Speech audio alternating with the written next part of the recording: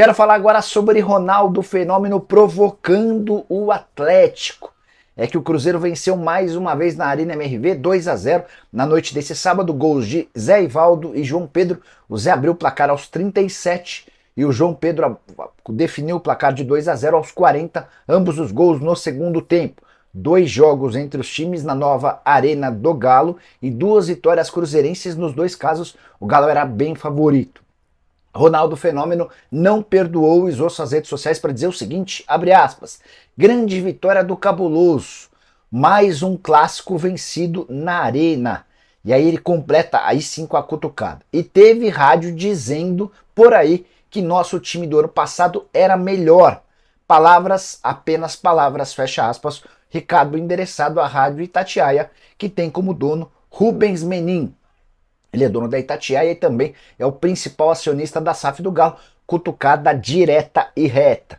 Só para completar, vale a lembrança de que Guilherme Arana, na entrevista pós-jogo, reclamou do esquema de jogo montado por Felipão. Felipão tentou desconversar na sua entrevista. Já o presidente da Galocura, a principal organizada do Atlético, chamou o elenco de pipoqueiro, entre outras coisas. Quero falar agora sobre o clássico entre Vasco e Flamengo, marcado para a noite desse domingo, Campeonato Carioca. Os 2 times empatados na 6ª colocação, 8 pontos para cada um, com uma desvantagem para o Vasco, de que o Flamengo ainda tem um jogo por fazer, ou seja, pode pular para 11 pontos, abrindo 3 de vantagem. Os times brigam para ficar entre os 4 de olho na fase semifinal do Campeonato Carioca. Queria destacar os confrontos entre Tite e Ramon Dias. Tite, técnico do Flamengo, Ramon Dias, o técnico do Vasco.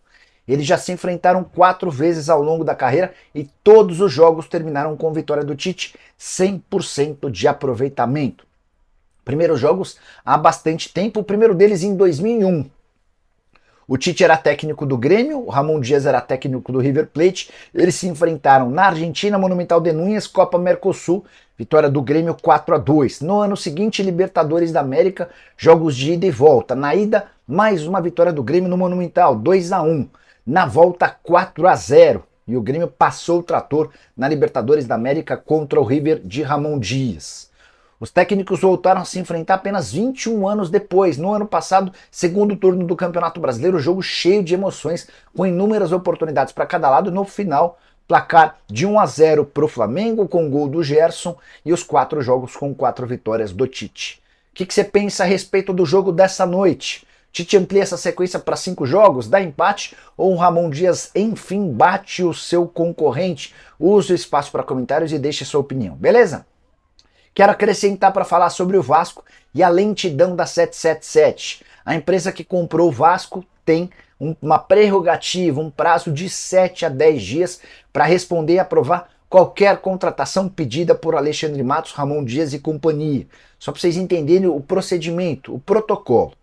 O Ramon Dias e o Matos chegam a um nome, começam a trabalhar a contratação, tentam um acordo com o clube e com o jogador e depois submetem essa aprovação à 777, que leva no mínimo 1 semana para dar sua resposta. Nesse momento, a 777 está brecando 2 contratações de atacantes que o Vasco havia realizado ou havia acertado.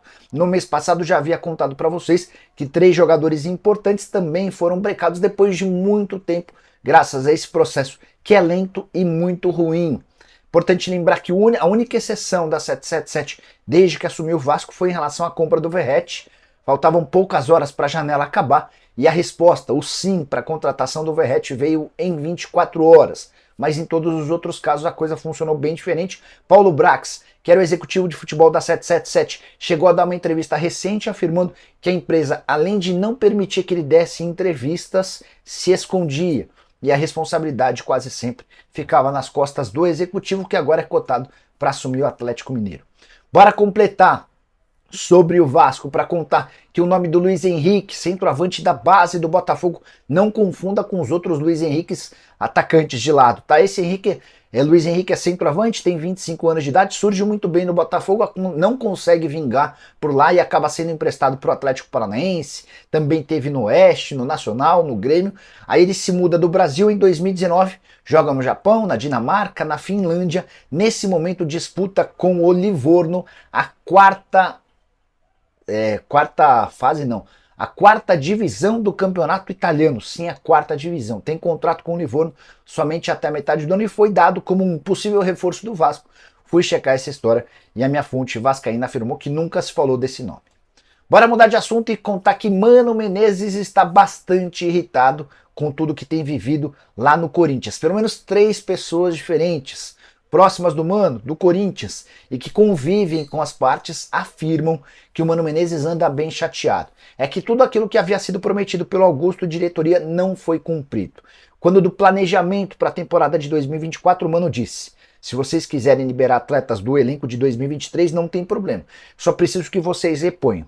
A resposta foi: fique tranquilo, a gente vai trazer pelo menos 12 jogadores. 12 atletas do ano passado saíram, mas, já contando com o Yuri Alberto, foram apenas 7 aquisições, sendo que uma delas ainda nem pôde estrear, o Garro, e a outra já se contundiu, o Palácios, que vai precisar ficar pelo menos 4 a 5 semanas fora, precisou passar por uma artroscopia.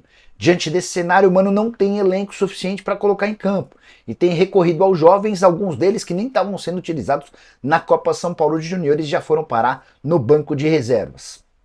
Para piorar, o vazamento da sua multa rescisória, que de acordo com a atual diretoria é de 20 milhões de reais, de acordo com a antiga diretoria gira na casa dos 9 milhões de reais, isso se tornou ainda mais pesado para o Mano Menezes, que tem sido bastante cobrado. Corinthians que joga às 11 da manhã desse domingo contra o Novo Horizontino, precisando vencer, até porque vem de 3 derrotas seguidas. E a pergunta que eu quero deixar para você é: qual a culpa do Mano Menezes nessa confusão geral do Corinthians? Merece ser demitido? Como pagar a multa rescisória? Use o espaço para comentários e opine, beleza? Bora falar agora sobre a diferença de valores nos elencos de Palmeiras e São Paulo, os finalistas da Supercopa do Brasil. O site Transfer Marketing, que é especialista na avaliação de jogadores, ele dá preço para os atletas, aponta que o Palmeiras tem um elenco 2 vezes e um pouquinho mais valiosa do que o São Paulo. O elenco do Palmeiras vale, de acordo com o Transfer Marketing, 1 bilhão e 100 milhões de reais. Já o elenco do São Paulo está avaliado em 493 milhões de reais. Estamos falando de uma diferença em favor do Palmeiras de 607 milhões de reais. Nicola, a diferença entre os elencos é tão grande? Não, pelo contrário. O elenco do São Paulo tem algumas posições até mais bem servidas do que a do Palmeiras. Do meio para frente, por exemplo, eu vejo o São Paulo mais forte do que o Palmeiras. Do meio para trás, eu vejo o Palmeiras mais forte. Essa diferença de muitos milhões a favor do Palmeiras está muito relacionada à idade dos atletas. Vários jogadores importantes do São Paulo são veteranos e com isso tem menos valor de revenda, o que ajuda a explicar um pouquinho dessa diferença. Se você tiver alguma outra análise ou avaliação, use o espaço para comentário. Só para acrescentar em cima disso, o jogador mais valioso do São Paulo hoje para o Transfer Marketing é o Pablo Maia, 11 milhões de euros. Esse valor eu colocaria no 5º lugar entre os jogadores do Palmeiras, empatado com o Rony. O Palmeiras tem como jogadores mais valiosos que o Pablo Maia o Endrick, 45 milhões de euros, o Veiga, 18 milhões de euros, o Luiz Guilherme, 17 milhões de euros, além do Piquerez, 13 milhões de euros. Importante lembrar que Messinho, que já teve oferta de 20 milhões de euros fixos e mais 22 milhões de euros em bônus, está pouco ou mal avaliado pelo Transfer Marketing, ainda não pintou como um jogador de muito potencial. E a saideira sobre o Palmeiras, Leila Pereira, lá na concentração do Verdão em Belo Horizonte, palco da partida contra o São Paulo, confirmou a um torcedor alviverde, enquanto era gravada, que Lázaro está acertado com o Palmeiras. Bora fechar o vídeo para te explicar a nova confusão causada por James Rodrigues, meio atacante colombiano que desde o ano passado tem dado sinais de que pretende deixar o São Paulo. A nova confusão começa na sexta-feira, quando o São Paulo avisa ao James que ele não está entre os relacionados para a partida da Supercopa do Brasil. Vale a lembrança de que o James ainda nem estreou no Campeonato Paulista. O São Paulo jogou 4 vezes, como ele se apresentou com um desequilíbrio muscular, ficou de fora da relação também dessa decisão. O James não gostou, gostaria de viajar e, mais do que isso, de jogar. A pergunta que fica é, bom, ele quer jogar agora e por que não se colocou à disposição para jogar as últimas partidas? Mas é agora que vem a confusão. Diante da decisão do São Paulo de não relacioná-lo para o jogo, James decidiu não viajar com o time para Belo Horizonte. Mas Nicola, por que ele teria de viajar? O cara está fora da relação. Se tornou um praxe para clubes de futebol no Brasil que para grandes decisões esses caras vão junto do elenco. Você quer 3 exemplos? O Luan não vem sendo utilizado pelo Carpini, está com a delegação em Belo Horizonte. Igor, Vinícius e Rodrigo Nestor estão machucados, interromperam o tratamento para viajar com o restante do time nesse sábado e vão assistir ao jogo em um dos camarotes do Mineirão.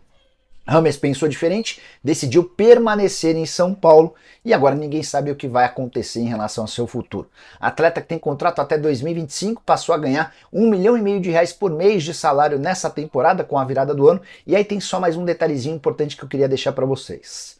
Rames tem um caminhão de dinheiro a receber do São Paulo de luvas, prêmio pela assinatura do contrato. E o São Paulo, com enormes dificuldades financeiras, ainda não conseguiu fazer a quitação dessa dívida que já venceu, o que torna a situação ainda mais delicada.